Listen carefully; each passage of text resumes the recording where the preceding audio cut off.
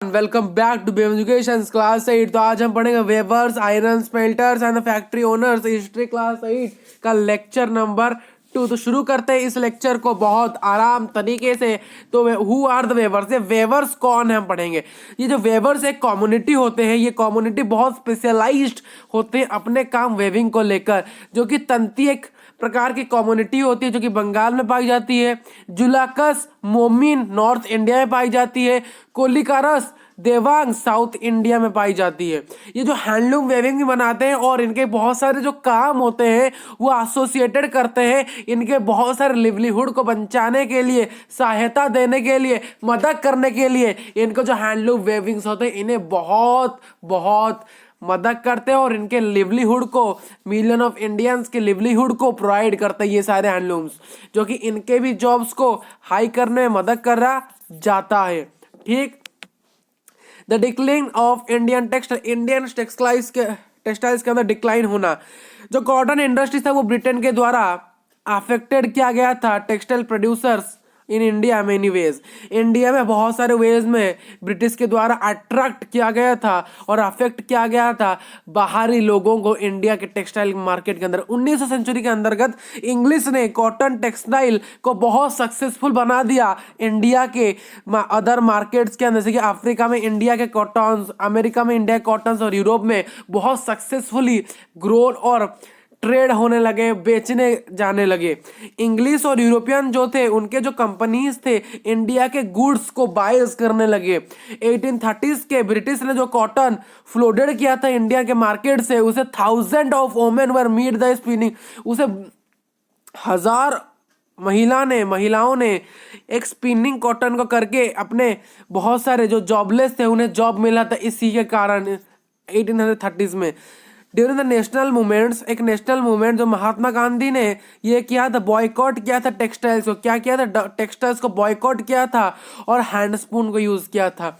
और तभी खाड़ी became the symbol of nationalism. वही जो खाड़ी था जिसमें चरखा था, जिसमें आपको पता हो गांधी जी ने क्या बोला था। गांधी जी ने बोला था कि वो जो टेक्सटाइल्स है ये क्या है, ये किसका है? ब्रिटिश का है। वो हम नहीं छुएंगे, हम अपने ही चरखा से, हम अपने ही आवश्यक के मुताबिक अपने ड्रेस बनाएंगे और उन्हें पहनेंगे, और जो कि हमारे नेशनलिज्म, हमारे इंडिया के लिए दर्शा रहा था। ठीक। जिसकी वजह से वेवर्स ने क्या शुरू कर दिया, जो वेवर, जिसकी वजह से वेवर्स जो थे वो एग्रीकल्चर के लेबर होने लगे। क्यों? क्योंकि गांधी जी ने नेशनलिज्म की ओर एक आंख बढ़ाई थी और एक इशारा, एक विजन देखा था और जिसको सहमत किया था और सभी लोगों ने, जो कि माइग्रेशन होने लगे उस काम से। Cotton miles com up. 1854 में the first cotton mill in India को सेटअप किया गया, जो कि स्पिनिंग मिल था। कहाँ पर? बॉम्बे पर था। 1900 में 84 मिल्स को शुरू किया गया था, ऑपरेट किया गया था बॉम्बे यानी मुंबई के अंदर, but colonial government did not support the mills. वो जो माइल शुरू किए गए थे वो ब्रिटिश के अंतर्गत नहीं किए गए थे, वो कॉलोनियल ने नहीं बनाए था और इसीलिए ब्रिटिश वहां पर कोई भी सपोर्ट नहीं करता था। इसीलिए उस चीज को ब्रिटिश बाहर बेचने के लिए, फिर इंपोर्ट या एक्सपोर्ट करने के लिए मना करता था। ये first major sport in development of cotton factory, ये सबसे पहला कॉटन फैक्ट्री के अंदर डेवलपमेंट था जो कि प्रोडक्शन इंडिया में लाया था। समय था पहला विश्व युद्ध का, जहां पर टेक्सटाइल्स को इंपोर्ट किया गया था, किसके द्वारा? ब्रिटेन के द्वारा, और जिसकी वजह से डिक्लाइन हुआ इंडिया के फैक्ट्रीज के अंदर, डिक्लाइन होने लगा and called open to produce the cloth for military supplies.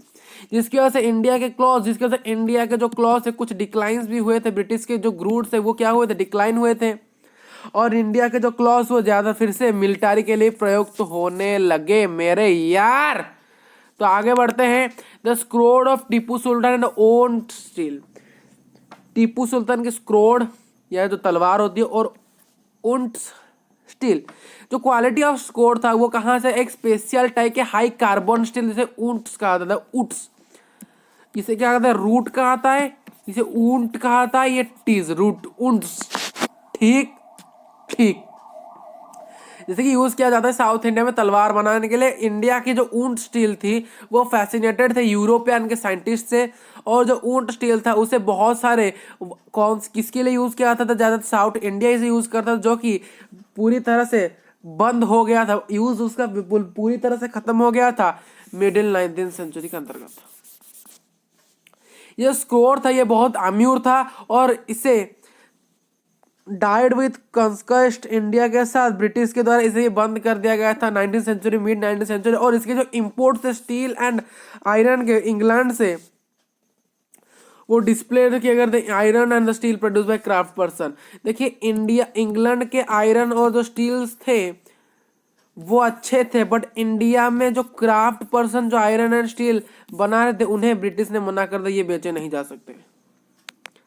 फिर abandoned and the furnace in villages, जो प्रोडक्शन था ऊंट स्टील का, हाई कार्बन स्टील का, वो बहुत ही स्पेशलाइज्ड टेक्निक से रिफाइनिंग आयरन करके बनाया जाता था। लेट 19th सेंचुरी के अंदर जो क्राफ्ट पर्सन थे वो क्या करते थे, आयरन स्मेल्टिंग करते थे और उनके डिक्लाइन होने लगा, क्योंकि the forest protection laws impose the British to made the recovery of iron. तो क्या हुआ, फॉरेस्ट उस चीज को जो बनाते थे आयरन और बनाते थे हमारे इंडिया के लोग, वो इसलिए नहीं बनाए जो फॉरेस्ट में क्या था, फॉरेस्ट लॉ के कारण। फॉरेस्ट लॉ को क्या किया, कॉलोनियल गवर्नमेंट ने इसे थोड़ा सा फॉरेस्ट को थोड़ा सा स्ट्रिक्ट कर दिया और हमारे लोगों को वहां पर अलाउ ना किया, इसीलिए आयरन और थोड़ा कॉस्टली हो गया, कॉस्टली हो गया है मेरे यार।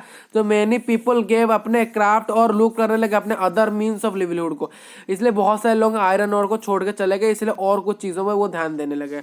अर्ली 20th सेंचुरी के अंदर जो आर्टिसांस थे उन्होंने आयरन और स्टील को एक बहुत नए कॉम्पिटिशन से शुरू किया, फिर से रिवोल्यूशन शुरू कर दिया अपने आप को आगे बढ़ाने के लिए। आयरन एंड स्टील फैक्ट्रीज 1994 में चार्ल्स वेल्ड ने क्या किया था, अमेरिकन ये जियोलॉजिस्ट थे और दारोजी टाटा, देख दारोजी टाटा जो कि एल्डेस्ट सन और सबसे बड़े बेटे थे जमशेदजी टाटा के, जिन्होंने modern iron and steel plant को इंडिया में खोला था। आयरन स्मेल्टर अलगारीज, आयरन स्मेल्टर क्या कहता है, आगारियाज, जो कि बहुत हेल्प करते थे आयरन को और को डिपॉजिट को खोजने के लिए, कहाँ पर, रजहरा हिल्स छत्तीसगढ़ में। जो टाटा आयरन एंड स्टील का जिसे हम टिस्को कहते हैं, जो कि 1912 में शुरू हुआ था स्टील को प्रदान करने के लिए। अब 2 साल के बाद टिस्को 1914 में जो फर्स्ट पहला विश्व युद्ध था उसमें टूट गया था, पूरी तरह से बिखर गया था, टूट गया था, जिसकी वजह से imports of British steel in into India decline, जिसकी वजह से ब्रिटिश के जो स्टील्स थे वो पूरी तरह से इंडिया में आने बंद हो गए थे। और इंडिया के रेलवेज, जिसकी वजह से जब ये ब्रिटिश के स्टील्स टिस्को के द्वारा नहीं आ गए, बंद हो गए, फिर क्या किया, भारत इंडियन रेलवे की शुरुआत हो गई और इंडियन रेलवे ने फिर से टिस्को को सपोर्ट किया स्टील प्रदान करने के लिए, जिसके से इंपोर्ट हमारे ही भारत ने करना है, जो कि नेशनलिज्म की विजन को दिखा रहा था। Over time the TISCO become the biggest steel Indian British empire. British empire का समय टिस्को सबसे बड़ा एम्पायर बन चुका था। आपका ये चैप्टर खत्म होता है, तो thank you for watching this video.